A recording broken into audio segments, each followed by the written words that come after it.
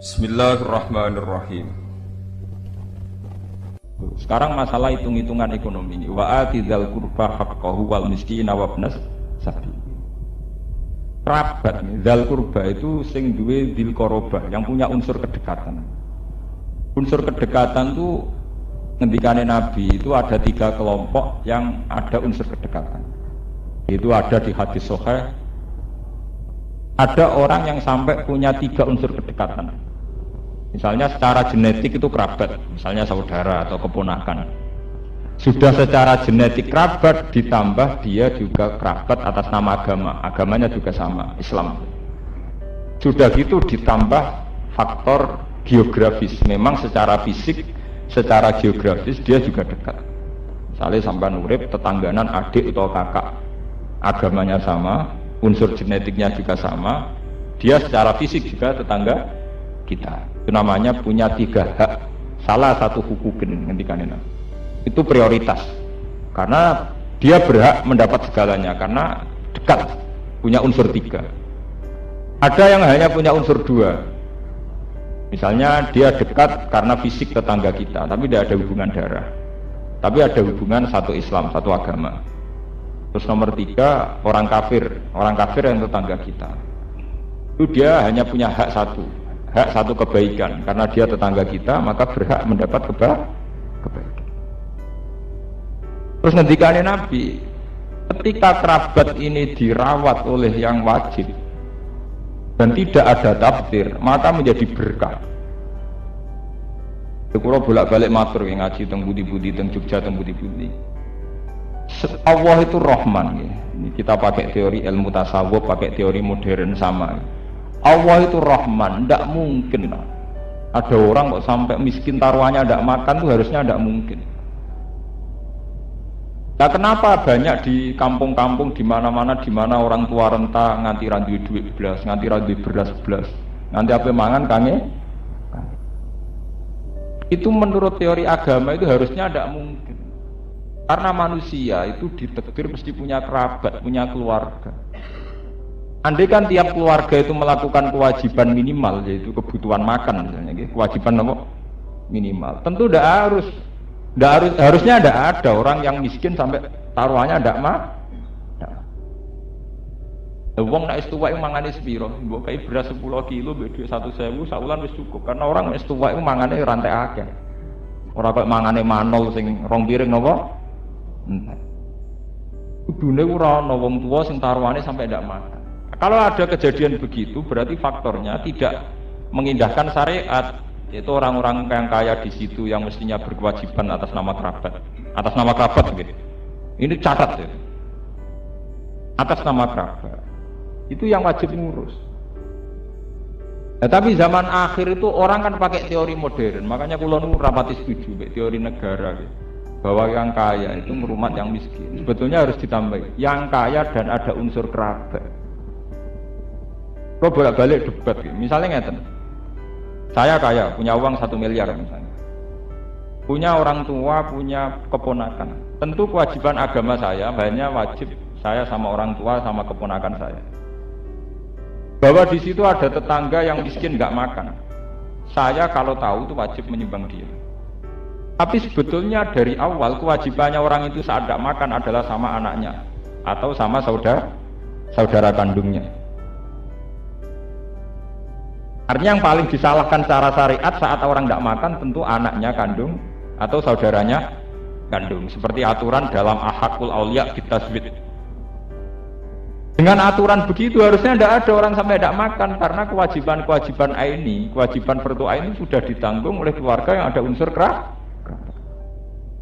Makanya Quran berkali-kali yas'alunaka madza yunfikun qul ma anfaqtum min khairin falil walidaini wal aqrabin. Kerabat itu diulang-ulang.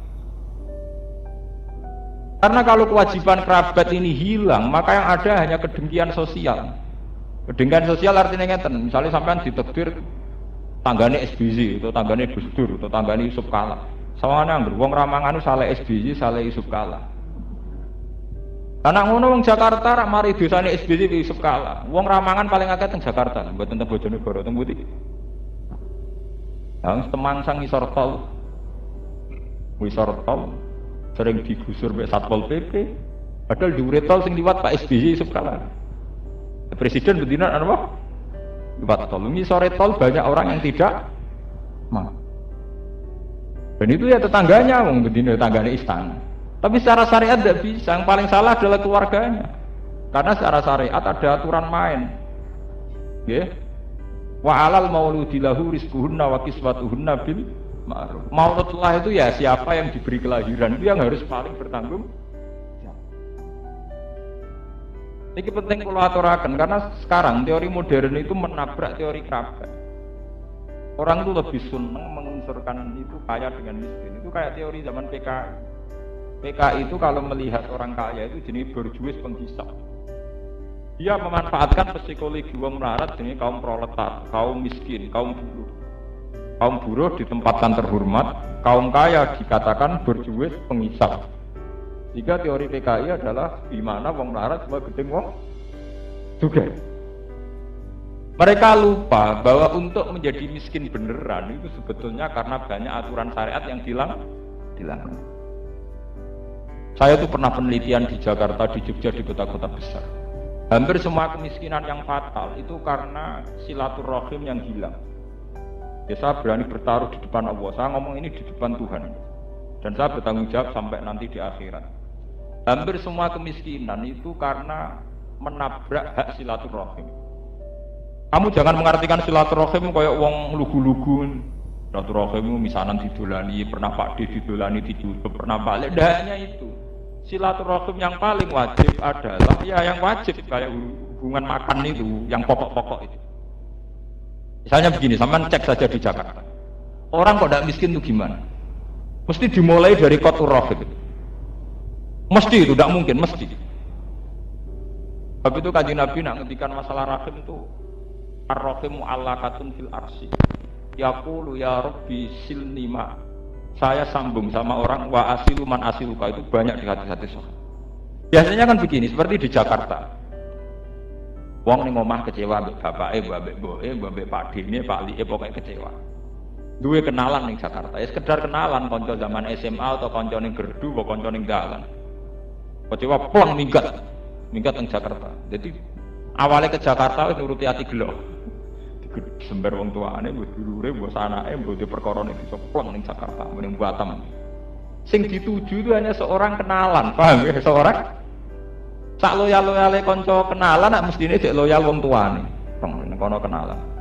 Nah, di sana dicarikan pekerjaan karena tidak punya SDM tidak dapat pekerjaan. Akhirnya melok Temangsang isore jembatan mending kali adem boh ning Kramat Tungkak mending dis pokoke Temangsang di Jakarta.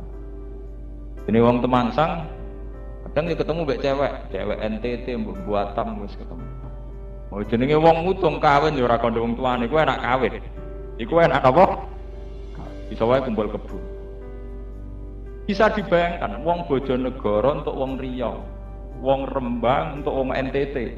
Kawine ora atas nama keluarga, ndekne sing mutung mbek keluarga. Sing wedok ya faktor mutung, sing lanang faktor mutung. Wis kawin. Kok kawin ora kawin, sampai akhirnya dia anak. Dua anak, namanya orang rumah tangga itu kan rawan masalah. Dasar wong pedotan kabeh. Bareng ono masalah kita asli ini pedotan, sitok minggat pleng, sitok minggat. Akhirnya anaknya yang jadi anak jalan. Lu miskin kayak ini setelah miskin, memang kita kasihan. Secara syariat setelah nyatanya miskin kita kasihan. Tapi jangan salahkan agama bahwa mereka untuk jadi miskin kayak itu tentu ada proses syariat yang dilanggar. Itu membuktikan bahwa syariat itu mestinya mensejahterakan. Andai kan kita kawin secara normal dengan seizin keluarga, andai kan kita mencari pekerjaan normal, tidak nurusi mutung, mungkin hasilnya tidak sefatal itu. Kalaupun kita miskin tidak sefatal itu. Sudah keluarga mangkel mergo lumani mingkat, negara ya mangkel mergo dianggap penghuni liar ning trotoar ning tol. Masyarakat Jakarta Betawi mangkele ya ora karuan. Mergo gara-gara dia pendatang tidak mengindahkan etika setempat. Aku nang Betawi asli nak maksud pendatang tak ngamek mulon gadah santri yang Betawi kata. Gus muga-muga pendatang kere kabeh. Saya itu banyak kenal orang Jogja, orang Jakarta asli. Rata-rata dengan pendatang enggak seneng karena ciri utama pendatang itu enggak mengindahkan etika yang sudah berjalan di masyarakat situ. Paham ya? Karena dia mentang-mentang benda